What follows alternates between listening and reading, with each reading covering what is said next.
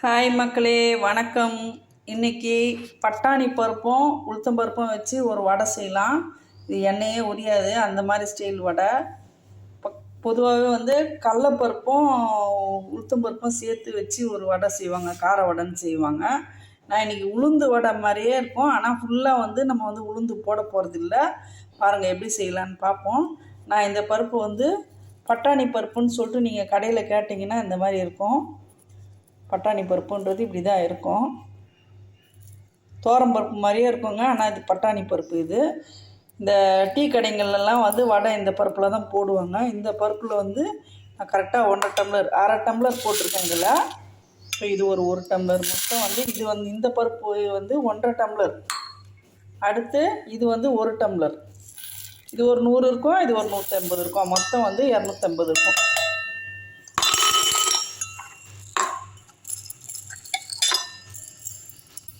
ரெண்டும் நல்லா கலந்துட்டு நல்லா சுத்தமாக கழுவிட்டு நல்லா ஒரு 4 மணி நேரம் நல்லா ஊற வச்சுருங்க. ஊற வச்சோடனே நான் கிரைண்டரில் எப்படி அரைக்கிறதுன்னு காட்டுறேன். அவ்வளோதாங்க, 4 மணி நேரம் ஆயிடுச்சுங்க. நல்லா ஊறி இருக்குது பருப்பு. இப்போ இதை அரைக்கலான்னு பார்த்தோம்னா கரண்ட் இல்லை, அதனால் நான் உரலில் தான் ஆட்டி எடுக்க போகிறேன். அரைச்சிட்டு நான் உங்களுக்கு எந்த பக்குவத்தில் மாவு இருக்கணும்னு சொல்கிறேன். நீங்கள் சடம்னு தெரியாமல் நான் வீடியோ ஆன் பண்ணிட்டேன், அரைக்கிறத காட்ட முடியலங்க. அதாங்க கடலைப்பருப்பும் உளுத்தம் பருப்பும் நல்லா ஆட்டி எடுத்தாச்சு. இதை ஆட்டுறதெல்லாம் காமிச்சோம்னா வீடியோ ரொம்ப லென்த்தாக போகும். அதனால் நான் இந்த மாதிரி பக்குவத்துக்கு அரைச்சிட்டிங்கன்னா கரெக்டாக இந்த மாதிரி கட்டியாக அரைச்சிக்கோங்க. ரொம்ப தண்ணி ஊற்றாமல் தெளித்து அரைச்சிக்கோங்க. இப்போ பச்சை மிளகாய், இஞ்சி, பெருங்காயம், மிளகு, சீரகம் எல்லாமே இதில் போட்டு மிக்ஸ் பண்ணிவிட்டு வடையை எப்படி போடலான்னு சொல்லி பார்ப்போம்.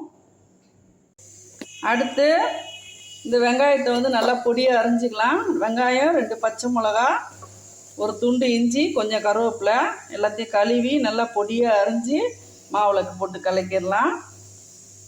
கடலைப்பருப்பும் உளுந்தும் ஒன்றா சேர்த்து போடுற வடை எப்படி இருக்குதுன்னு பாருங்கள். இப்போது சூப்பராக இருக்கும் இது, இந்த ஸ்டைலு. பெருங்காயம் நம்ம அதிலே போட்டு அரைச்சிடலாம். அவ்வளோதாங்க, வெங்காயம், பச்சை மிளகாய் எல்லாம் போட்டு நல்லா கலக்கியாச்சு.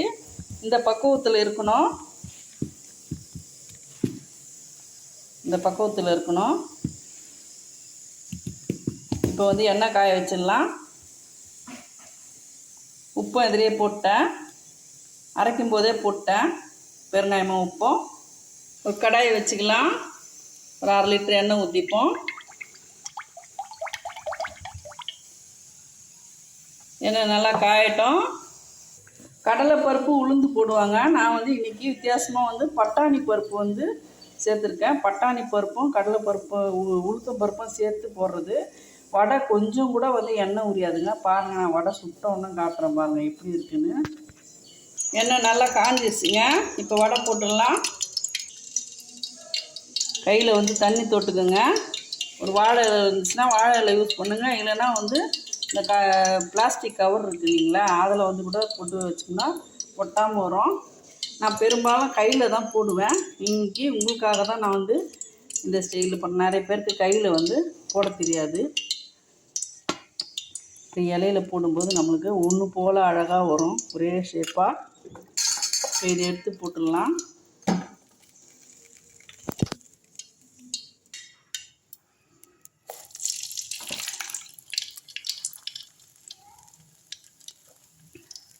இது நான் கையிலே தட்டி போடுறேன் பாருங்கள். அது இலையில் போடுறது ஒரு ஸ்டைலு, கையிலே தட்டி போடலாம். இது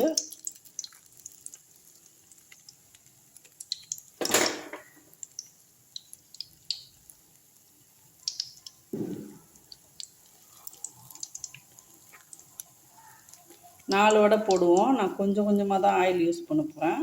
நான் மீதி ஆயில் இன்றைக்கி நம்ம சமையல் பண்ணி காலி பண்ணிடலாம். நிறைய எண்ணெய் ஊற்றினோம்னா யூஸ் பண்ணுறது கஷ்டம்.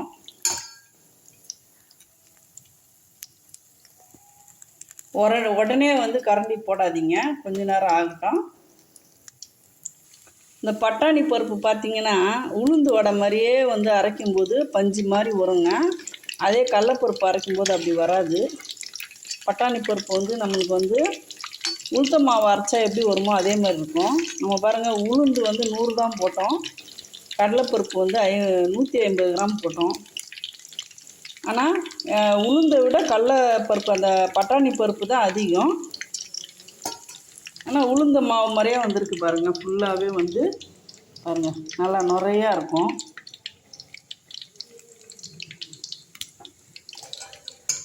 கரெக்டாக மாவு அரைக்கும் போது கரண்ட்டு போயிடுச்சுங்க. அதனால் என்னால் வந்து அரைச்சதை காட்ட முடியல. மெது வடை வந்து சாஃப்டாக இருக்கும். ஆனால் இந்த வடை பார்த்திங்கன்னா மொறுமொறுன்னு இருக்குங்க. மெது வடை வந்து அப்படியே பஞ்சு மாதிரி மெத்துன்னு இருக்கும் கடித்து சாப்பிட்றதுக்கு. ஆறுனா வந்து ஒரு மாதிரி துணிக்கு அந்த மாதிரி ஆகிடும். ஆனால் வந்து இது அப்படி கிடையாது. சாயந்தரம் வரலாம் அப்படியே கிறிஸ்பியாகவே இருக்குங்க. இந்த வடை மொறுன்னு இருக்குங்க. இந்த மாதிரி ஒரு முறை வந்து நீங்கள் ட்ரை பண்ணி பாருங்கள். இதே ஸ்டைலில் செய்வீங்க. அதே சமயம் பாருங்கள், நான் எவ்வளோண்டு எண்ணெய் ஊற்றிருக்கேன். இவ்வளோத்தையும் நான் சுடுவேன். கடைசியில் பாருங்கள் எவ்வளோ எண்ணெய் மீந்திருக்கு நான் காட்டுறேன் உங்களுக்கு. எண்ணெய் வந்து உரியாதுங்க. நம்மளுக்கு ஆயிலே பிடிக்காது. நிறைய ஆயில் யூஸ் பண்ணுறது பிடிக்காது. நீங்களும் அதே மாதிரி ஆயில் வந்து கம்மியாக பயன்படுத்துங்க. அதுதான் நம்மளுக்கு வந்து ஹெல்த்துக்கு நல்லது. ஒரு வடை வந்து ஓரளவுக்கு செவந்துருச்சு. அப்புறம் அந்த மெதுவடையாக இருந்தால் அந்த 2 முறை போடுவாங்க இல்லைங்களா, போட்டுட்டு எடுத்துகிட்டு திருப்பியும் போடுறது டீ கடையில் போடுற மாதிரி அப்படிலாம் இல்லை. நம்ம வந்து முழுசாகவே வந்து இதிலே வேக வச்சுக்கலாம். வடை எடுத்துடலாங்க. எப்படி எடுக்கணுன்னா இந்த பாருங்க, அந்த வெங்காயம் வந்து தெரியுது இல்லைங்களா, ப்ரௌனிஷாக இருக்குது பார்த்தீங்களா, இதுதான் அடையாளம். வடை வெந்துருச்சுன்றதுக்கான அடையாளம் அதுதான். வடை எடுத்தோம்னா நம்மளுக்கு வந்து இந்த பாருங்க மேலே தெரியுது பாருங்க, இதுதான் வந்து வடை வெந்துருச்சுன்னு அடையாளம். ஒரு சொட்டு எண்ணெய் இல்லை பார்த்தீங்களா, எடுக்கும்போதே அப்படியே வந்து எடுக்கும்போதே 1 நிமிஷத்தில் ட்ரை ஆகிடும்ண்ணா. இது காட்டுறேன் பாருங்கள். போட்டு ஒரு 2 நிமிஷத்தில் வந்து வடையில் ஒரு சொட்டு கூட பாருங்கள் எடுக்கு. நான் இப்போ எடுத்துட்டேன்னா சாய்ச்சி பிடிக்கிறேன்னா பாருங்கள். இதில் வந்து இந்த கிண்ணத்தில் அடியில் வைக்கிறேன்னா கிண்ணத்தில் ஒரு சொட்டு எண்ணெய் இருக்காது. சொல்லணும் வடியும் இல்லைங்களா, உளுந்து வடைனா எப்படி எண்ணெய் சுட்டோம். ஒரு சொட்டு எண்ணெய் கூட இதுலேருந்து வராது. நான் உடனே போட்ட உடனே அப்படியே லைவாகவே நான் காட்டுறேன் பாருங்கள். ஒரு சொட்டு எண்ணெய் கூட உள்ளே ஊழல பாருங்கள். கரண்டிலேருந்து சொட்டினது அந்த ஒரு சொட்டு. ஆனால் வடையில் வந்து அப்படியே எவ்வளோ ஒரு மொறுன்னு இருக்குது பார்த்தீங்களா. எப்படி இருக்குது பாருங்கள். சாஃப்டாகவே இருக்காது, நல்லா மொறுன்னு இருக்கும். நம்மளுக்கு மொறுன்னு இருந்தால் தான் பிடிக்குமே எதுனாலும். இப்போ அடுத்த ஷிஃப்ட்டு போடுவோம். அடுத்த ஷிஃப்ட்டு போட்டாச்சுங்க. நல்லா ஹீட்டில் இருக்குன்னொன்னா 2 வடை போட்ட உடனே வந்து சிவந்துருச்சு. தீயை வந்து கொஞ்சம் மீடியமாக வச்சுக்கோங்க. நான் எல்லா வடையும் சுட்டுட்டு உங்களுக்கு காட்டுறேன். இந்த ஷிஃப்ட்டை எடுத்தாச்சுங்க. அடுத்து ஒரு மாடலில் போடுவோம். இந்த மாதிரி வந்து சின்னதாக அப்படியே வந்து கில்லு வடை சொல்லுவோம் இல்லைங்களா, இந்த மாதிரி குட்டி குட்டியாக போடும்போது நம்மளுக்கு மொறுன்னு கிடைக்கும். இந்த மாதிரி வந்து சட்னி வச்சு அது ஒரு உருண்டையாக எடுத்து நம்ம வந்து அந்த கட்டி சட்னியில் தொட்டு சாப்பிடும்போது ரொம்ப சூப்பராக இருக்குங்க. ஈவினிங் பசங்க ஸ்கூல்லேருந்து வரும்போது காலையிலேயே நீங்கள் பருப்பை ஊற வச்சிட்டிங்கன்னா சாயந்தரம் அது 4 மணிக்கு வரும்போது கரெக்டாக வந்து நம்ம வந்து சுட போட்டு கொடுக்கலாம். ரொம்ப சூப்பராக இருக்கும். கில்லு வடை எண்ணெய் ஒரு டிராப்ஸ் கூட இருக்காதுங்க. அழகாக கொடுக்கலாம். ஹெல்த்தும் கூட நம்மளுக்கு. பாருங்கள் எப்படி வந்துருக்கு பாருங்கள். குட்டி குட்டியாக போட்டுடலாம். இது ஒரு மாடல்.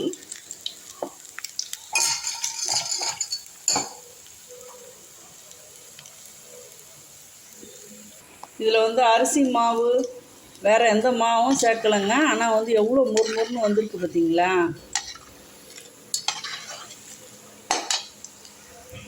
இந்த மாதிரி ப்ரௌனிஷ் ஆகும்போது எடுத்துருங்க. ரொம்ப கருகு விட்றாதீங்க. நல்லா தேங்காய் அதிகமாகவும் உடச்சிக்கலை கம்மியாகவும் போட்டு ஒரு தேங்காய் சட்னி நம்மளுக்கு வந்து கட்டியாக செய்துட்டு தொட்டு சாப்பிடும்போது சூப்பராக இருக்கும். பாருங்கள், சுட்டுகிட்டே இருக்கேன். நான் வந்து 3 ஷிஃப்ட்டு போட்டுட்டேன். ஆயில் அப்படியே ஊற்றின ஆயில் அப்படியே இருக்குது. நான் வந்து ஒரு 200 கிராம் 250 கிராம் தான் இருக்கும் எண்ணெய். ஒரு 50 கிராம் கூட இன்னும் செலவாகலை. இன்னும் வந்து இவ்வளோ மாவு இருக்குது. நான் பொரிச்சிட்டு உங்களுக்கு காட்டுறேன். அவ்வளோதாங்க, நான் எல்லாத்தையும் போட்டேங்க. காலி ஆகிட்டு மாவு எடுத்துடலாம். பாருங்கள், இவ்வளோ எல்லாத்தையும் போட்டாச்சு. ஊற்றின எண்ணெய் அப்படியே இருக்குது பாருங்கள். நான் உங்களுக்கு காட்டுறேன். ஒரு நம்மளுக்கு வந்து ஒரு 30 கிராம் கூட செலவாயிருக்காதுங்க எண்ணெய். ஊற்றின எண்ணெய் அப்படியே நான் கடாயில் வந்து ஒரு அடையாளம் வச்சேன், எவ்வளோ எண்ணெய் இருக்குதுன்னு. அந்த அடையாளம் அப்படியே இருக்குது, அது கீழே கொஞ்சம் கூட இறங்கல. பாட்டிலில் ஊற்றினோம்னா நம்மளுக்கு கரெக்டாக தெரிஞ்சிடும். பாருங்கள், ஊற்றின எண்ணெய் அப்படியே இருக்குது. நம்மளுக்கு ஆயில் செலவாகக்கூடாது, அதுதான் முக்கியம். அவ்வளோதான், எல்லா வடையும் பொரிச்சாச்சு. பாருங்கள், நான் எடுத்து காட்டுறேன் பாருங்கள். இதில் ஆயில் எவ்வளோ சிந்தி இருக்கணும். நம்ம இது மேலே போட்டோம் இல்லைங்களா அள்ளி. ஃபஸ்ட்டு நான் வந்து இந்த ஜல்லிக்கண்ணிலேருந்து ஒரு சொட்டு வந்து உள்ளே விழுந்துச்சு. வச்ச கிண்ணம் அப்படியே இருக்குது பாருங்கள். அந்த முதல்ல ஒரு சொட்டு விழுந்துச்சு பார்த்தீங்களா, அதுதான் ஆயிலு. லேசாக கொஞ்சோண்டு விழுந்தது, அவ்வளோதான்.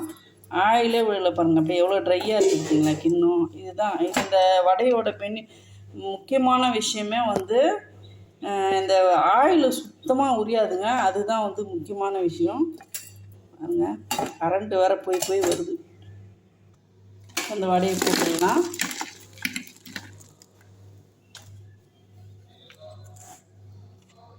இந்த வீடியோ உங்களுக்கு ரொம்ப பிடிச்சிருக்கும்னு நான் நினைக்கிறேன். நான் வீடியோ பிடிச்சிருந்தா லைக் பண்ணுங்கள், ஷேர் பண்ணுங்கள், செய்துட்டு கமெண்ட் பண்ணுங்கள் மேடம். தேங்க்யூ மக்களே.